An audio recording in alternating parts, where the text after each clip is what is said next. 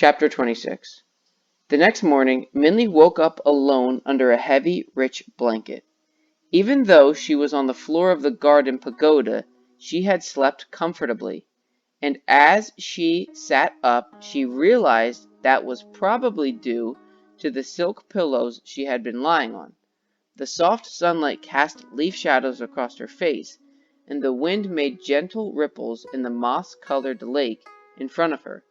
The imperial garden was just as beautiful in the day as it was by night. On one side of her lay a small table with a small pot of tea, a bowl of rice porridge, and tea-stained eggs. Breakfast, Minnie thought to herself.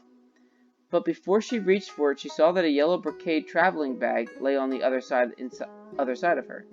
Inside the bag, Minnie found her humble blanket, rabbit rice bowl with needle and bamboo piece, chopsticks, a generous supply of cakes, and her hollow gourd full of fresh water.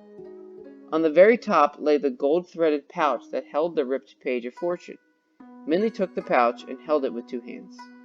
Well, I have the borrowed line, Minnie thought. At least, I hope it is. So after a quick breakfast, Minnie quietly left the pavilion. Part of her was tempted to explore the mosaic walkways through the jewel-colored leaves, but she knew being discovered by one of the king's counselors would be disastrous. Also, she knew Dragon was patiently waiting outside the city. So using the king's secret door, Minley carefully left the garden and walls of the inner city. And when she was out of the garden, Minley realized it was very early morning. The outer city was still sleeping. The stands were bare and the umbrellas were closed. Quickly, Minley scurried to the gate. With great effort, she was able to get through. She had to use a metal pole she'd found on the ground to lift the lock and lever one of the doors open. Even then, she was only able to get it open a crack and had to squeeze. As she fell through the gate, gasping for air, she was shocked to see Dragon lying in front of the stone lions, sleeping. It took a couple of prods before Dragon woke, and his loud morning yawns almost put Minley in a panic, but they were able to get back to the hiding shelter of the forest before anyone saw them. "What were you doing by the city?" Minley asked. "You were supposed to stay hidden."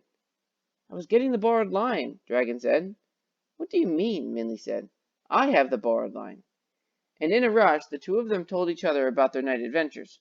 Dragon stared at the ripped page from the book, and Minley looked at the red cord in Dragon's hand. "So, which is the real borrowed line?" Dragon asked Minley.